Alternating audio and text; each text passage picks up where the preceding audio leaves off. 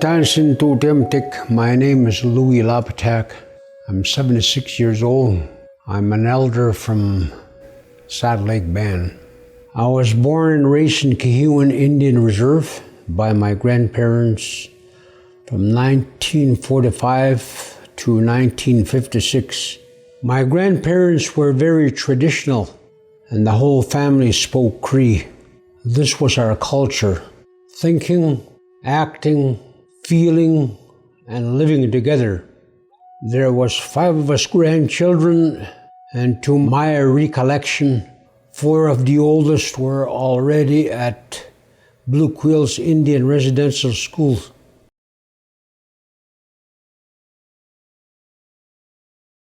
While my siblings were away at the residential school, I used to follow my grandfather. We'd get up early in the morning to go check the nets in the winter time, as early as 4 o'clock in the morning. Summertime, about the same time, like chopping wood, getting things ready, feeding horses, and listening to his stories in the evening, listening to his singing. I used to travel with him to go all over to attend ceremonies like chicken dance, ghost dance, sun dances. Our grandparents and other elders maintained the history, the laws, spiritualities, and traditions of the people. That was the life before we went to residential school.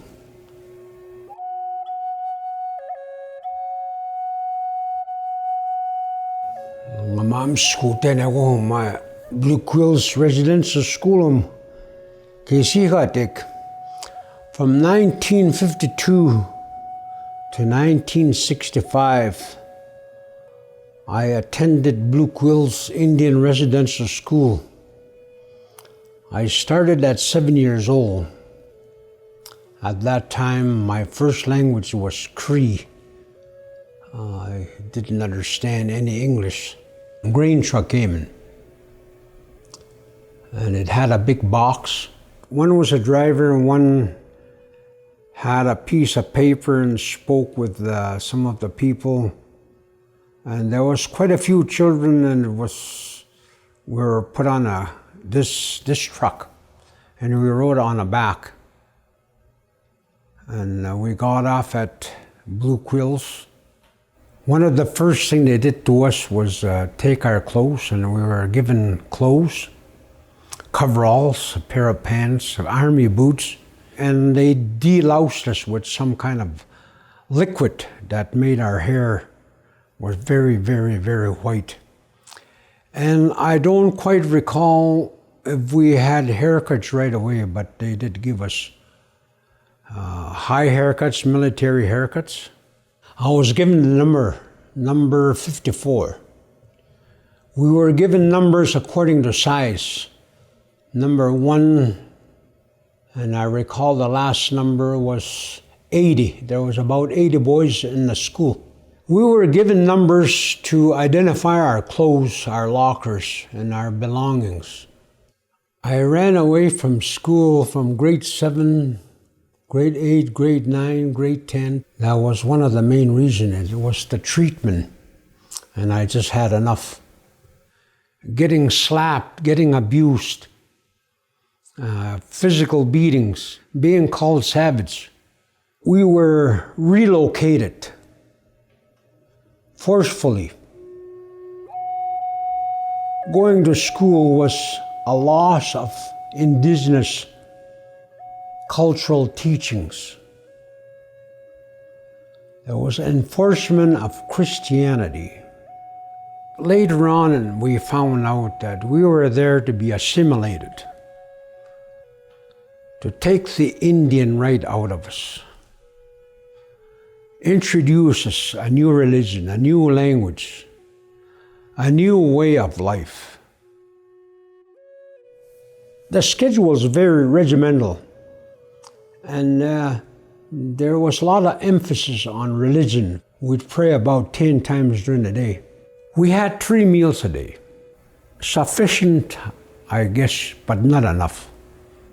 During the night, we used to go back to the dining room and help ourselves with bread. I don't know if you want to say you stole bread, but if you did get caught stealing, you'd get punished.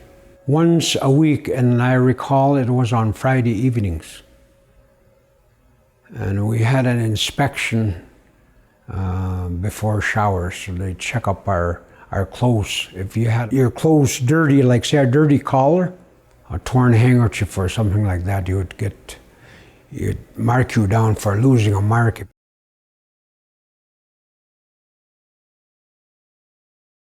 I was made to feel guilty because of the religion that affected me all my life, and or affected some students. There's the religious teachings. It's hard to forgive them. We were told to try to forgive them for what they done to us. I guess in a way it is, but you can't forget. Missing church on Sundays, I used to feel a little guilty about that. And today, I'm almost relieved that a lot of the things I had to battle that were, especially a lot of the religious instructions, I had to battle, get rid of it out of my body, start bringing in culture back in there again. Revitalize your language, bring it back. That's part of your culture.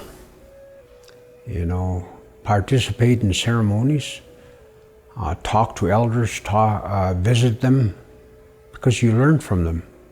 They have a lot of wise words, and they'll teach you lots about the spiritual laws, the laws. There's a lot of stories and there's a lot of history. And you participate in their ceremonies, the more you participate in them, the more you get to see and the more you'll understand. I wish children to start learning about their culture from the time they were young. I wish children would have parents that speak the Indigenous language so they can pick it up for themselves, so they can use it in the future. Because without a language, you're to have an incomplete culture. And once you understand that language, you can pick up more and you can see more and you can understand a lot more. I see that in Edmonton, teaching culture in schools, drumming, dancing, history, land-based training. I wish that children would carry on there, would complete their high school and go to university or college or something that they like, even military. And one of the things an elder told us was talk about forgiveness. He said, if you went to residential school and somebody's done something to you, like a priest, a nun, a supervisor, write to that person a letter and say, I'm sorry, this is what you've done to me. And the next morning we had a ceremony and we burned the letter in the fire. You're supposed to forgive, but it's hard. I suppose you can forgive. You can never totally forgive. You'll always remember, because it affects you. You can never get rid of it. Nanasko mawa, ntans ngataho mawa, ni timo haya utansa. Ento metumuta wige kapepix kwan kachimoano maya tans matso nigi peswa pahta mano muta ksna matugamik Mui pagaka mios ngaki hatmun. Mui yoski we. Ngi hatu ten. Mi chet ki we. Apu nuan kisksin magngaski tan kiaps. Ksama tukam ko ke tuhtan. Mui taps kuts ko tagay sino. Hai miu yakao. Residence kont kanto pihtuet. Mui kini paus tamaga. Atit minami chet kaskita wek tege tuhtets. Nimi tene pe tuhte anu ta pe sa chumuan uya gache gam sanga me ka gine hiyan. Imi taman man ka ne hiyan minam sta chumu nekta. Magaya.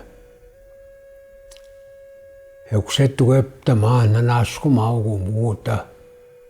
Kiaps ntapueten kimusum nok mane uichi wa. Ka kismuya man tatu kisko. Kois masue ka kyogi we mamu tuskia ka mei muya mina e ka kapume ka kweso khatsia na nasku maon tan sai hai